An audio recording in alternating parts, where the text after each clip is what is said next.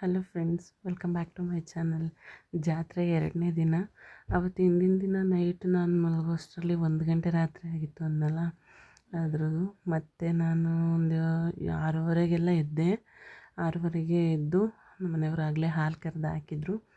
ಎದ್ದೋಳು ನಾನು ಕಸ ಹೊಡೆದು ನೆಲ ಒರೆಸಿ ರಂಗೋಲಿ ಎಲ್ಲ ಹಾಕಿ ಒಳಗಡೆ ಬಂದೇ. ನನ್ನ ಮಗ ಇನ್ನೂ ಎದ್ದಿರಲಿಲ್ಲ.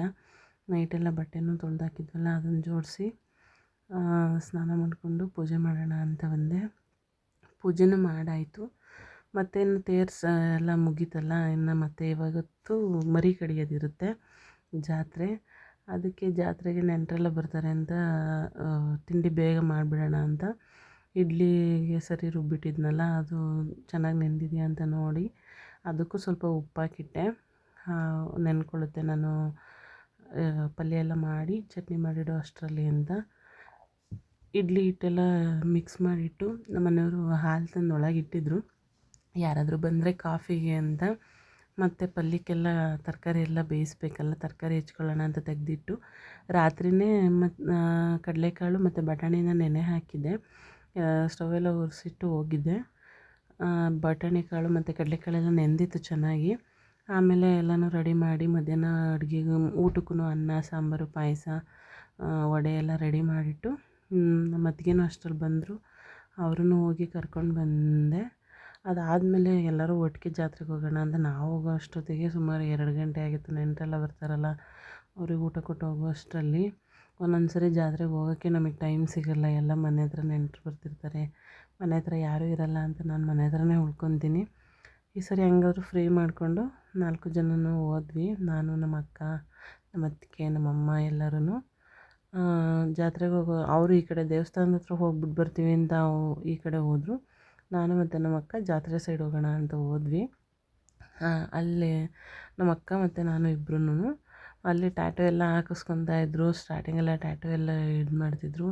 ಮತ್ತು ಅಂಗಡಿಗಳು ಈ ಸರಿ ಪರವಾಗಿರಲಿಲ್ಲ, ತುಂಬ ಜಾಸ್ತಿನೇ ಬಂದಿದ್ವಿ. ಸ್ವಲ್ಪ ಜನ ಇವಾಗ ಕಮ್ಮಿ ಆಗಿದ್ದರು. ಏನಕ್ಕೆ ಅಂದರೆ 11 ಗಂಟೆಯಿಂದಲೇ ಮರಿ ಕಡಿಯೋಕ್ಕೆ ಸ್ಟಾರ್ಟ್ ಮಾಡ್ತಾರೆ. 1 ಗಂಟೆ ಅಷ್ಟೊತ್ತಿಗೆಲ್ಲ ಅವರು ಎಡೆ ಕೊಡಬೇಕಲ್ಲ, ಮರಿ ತೊಗೊಂಡೋಗಿ ಮತ್ತು ಇನ್ನು ಅವರು ಎಲ್ಲ ರೆಡಿ ಮಾಡ್ಕೊಂಬರ್ಬೇಕು.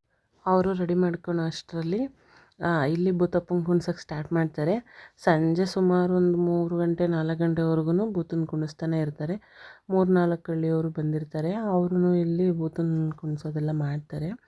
ಆವಾಗ ಅಷ್ಟೊತ್ತಿಗೆಲ್ಲ ಎಡೆ ಕೊಡೋರು ಎಡೆ ಕೊಟ್ಕೊತಾರೆ, ಎಲ್ಲ ಮುಗಿಸ್ಕೊತಾರೆ.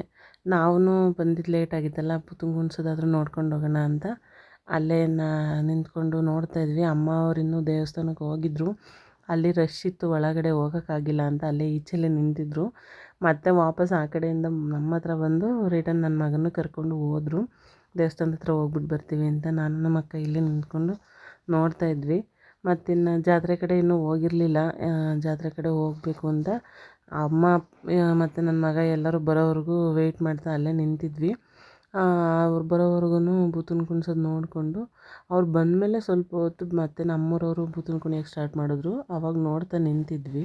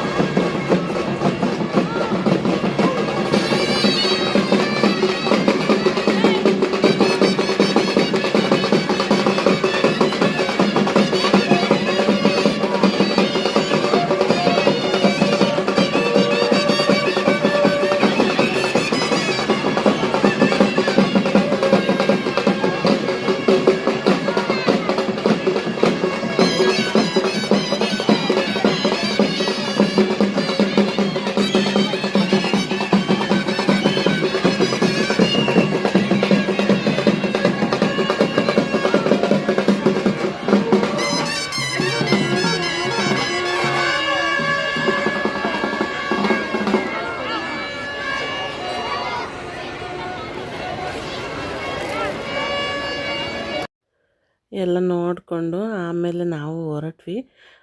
ಜಾತ್ರೆ ಕಡೆ ಹೋಗೋಣ ಅಂತ ಅದನ್ನು ವೀಡಿಯೋ ಕ್ಲಿಪ್ ತೆಗಿಯೋಕ್ಕಾಗಲಿಲ್ಲ. ಜನ ಸ್ವಲ್ಪ ಜಾಸ್ತಿ ಇದ್ದರು. ಮೊಬೈಲ್ ಏನಾದರೂ ಬಿದ್ದೋಗ್ಬಿಟ್ರೆ ಸಿಗಲ್ಲ ಅಂತ ತೆಗಿಲಿಲ್ಲ. ಅಲ್ಲೆಲ್ಲ ಮುಗಿಸ್ಕೊಂಡು ನನ್ನ ಮಗನ ಆಟ ಸಾಮಾನು ಕೊಡಿಸ್ಕೊಂಡು ಪುರಿ ಖಾರ ಎಲ್ಲ ತೊಗೊಂಡು ಮನೆಗೆ ಹೊರಟ್ವಿ. ಇವತ್ತಿನ ವೀಡಿಯೋ ಇಷ್ಟ ಆಗಿತ್ತು. ಇಷ್ಟ ಆದರೆ ಲೈಕ್ ಮಾಡಿ. Thank you.